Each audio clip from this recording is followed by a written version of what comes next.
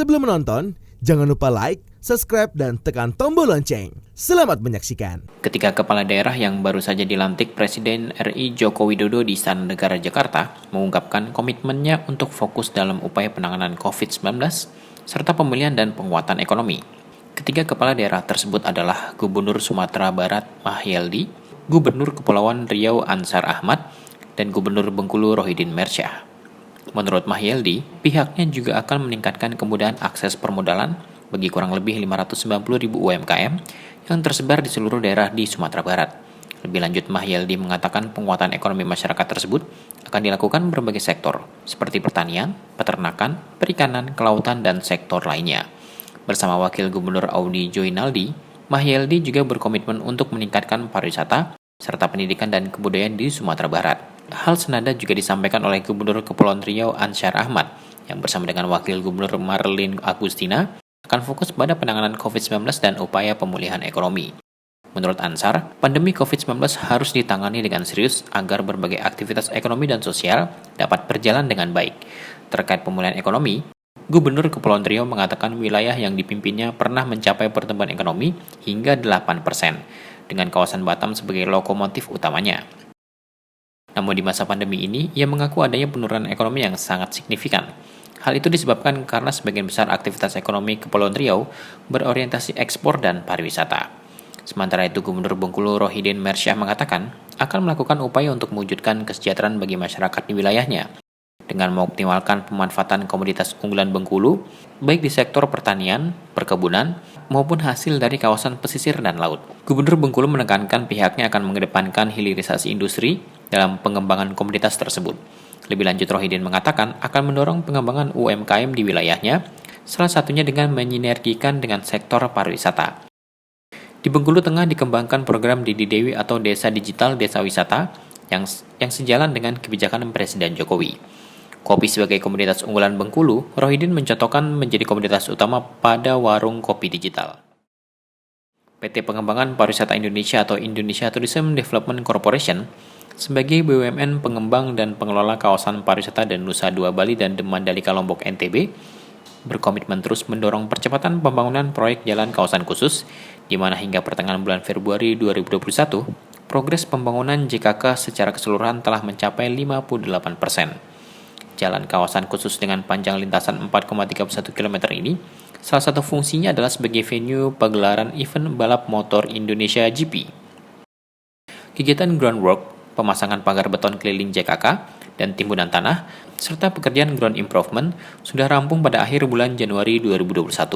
Sementara kegiatan pembangunan saat ini antara lain persiapan aspal SCB track, pemasangan saluran hauraton, pekerjaan gravel bed, backfill retaining wall, penanaman rumput, dan pengaspalan service road sepanjang 1,8 km. Proses pengaspalan untuk service road dilaksanakan dengan hati-hati dan presisi, karena harus memiliki permukaan yang halus dan terjaga dari kerusakan. Service road adalah jalan layanan yang berada di belakang garis pertama perlindungan, sebagai pelayanan darurat yang difungsikan untuk mengakomodir sejumlah kendaraan yang mengalami kecelakaan beserta para pembalap saat keluar dari lintasan. Selain itu, saat ini juga tengah dilakukan pemasangan concrete barrier, yakni pagar pembatas di sepanjang lintasan untuk menjaga motor dan melindungi penonton jika terjadi kecelakaan. Adapun total volume dari pagar pembatas ini adalah 9.903 meter kubik dan ditargetkan selesai pada akhir bulan Juni 2021. Concrete barrier ini bermerek Geoberg, yang alat cetaknya didatangkan dari negara Swiss, Jerman, dan Vietnam. Akan tetapi produksi dan pemasangannya diproses di Indonesia menggunakan beton lokal dengan ketentuan spesifikasi yang terstandarisasi oleh Federasi Otomotif Internasional, yakni Federation Internationale de l'Automobile atau FIA, dan Federation Internationale de Motorcyclisme atau FIM. Perkembangan proyek JKK ini dilaporkan secara rutin kepada Dornasport oleh MGPA selaku penyelenggara event Indonesia GP, sehingga diharapkan proses homologasi pada pertengahan tahun ini nantinya dapat berjalan dengan lancar dan balapan Indonesia GP dapat digelar tahun ini. Homologasi adalah proses standar persetujuan atau sertifikasi dalam dunia balap yang meliputi standar kendaraan balap, lintasan, dan komponen-komponen lainnya yang telah ditentukan untuk penyelenggaraan balap. Pemerintah mulai menggelar vaksinasi massal bagi wartawan di Hall A Basket Gelora Bung Karno, Senayan, Jakarta. Data yang dihimpun Dewan Pers ada 5.512 wartawan yang ikut vaksinasi. Pelaksanaan vaksinasi untuk wartawan ini ditinjau langsung oleh Presiden Joko Widodo, didampingi Menteri Kesehatan Budi Gunadi Sadikin, Menteri Komunikasi dan Informatika Joni G. Plate, dan Ketua Dewan Pers Muhammad Nuh. Presiden melihat tahapan yang dijalani wartawan yang menjadi peserta vaksin, dimulai dari pendaftaran, pengecekan kesehatan, dan jika dinyatakan aman, maka wartawan tersebut diperbolehkan untuk divaksin. Dalam kesempatan ini, Presiden juga sempat berbincang-bincang dengan wartawan yang selesai melakukan vaksin. Presiden pun mengapresiasi proses vaksinasi untuk wartawan ini. Seperti yang disampaikan Kepala Negara pada puncak peringatan Hari Pers Nasional 2021, beberapa waktu lalu wartawan termasuk ke dalam sasaran prioritas vaksinasi COVID-19 tahap kedua yang tengah dilaksanakan pemerintah. Awak media merupakan garda terdepan edukasi penanganan pandemi di tengah masyarakat. Sesuai dengan yang saya sampaikan pada saat Hari Pers Nasional, bahwa kita ingin mendahulukan insan pers untuk divaksinasi dan alhamdulillah pada pagi hari ini sudah dimulai untuk 5.500 awak media yang prosesnya tadi saya lihat semuanya berjalan dengan lancar, berjalan baik. Dan kita harapkan ini memberikan perlindungan kepada awak media, terutama yang berada di lapangan, yang sering berinteraksi dengan publik, sering berinteraksi dengan narasumber, dan ini memberikan perlindungan yang baik bagi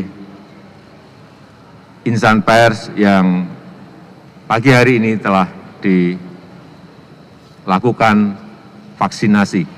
Kita berharap ini akan berjalan di provinsi-provinsi yang lain, sehingga seluruh awak media seluruh insan pers yang berada di tanah air, semuanya segera mendapatkan vaksinasi.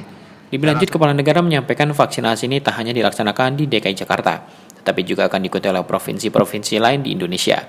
Pelaksanaan vaksinasi massal kali ini dengan target peserta sebanyak 5.512 orang.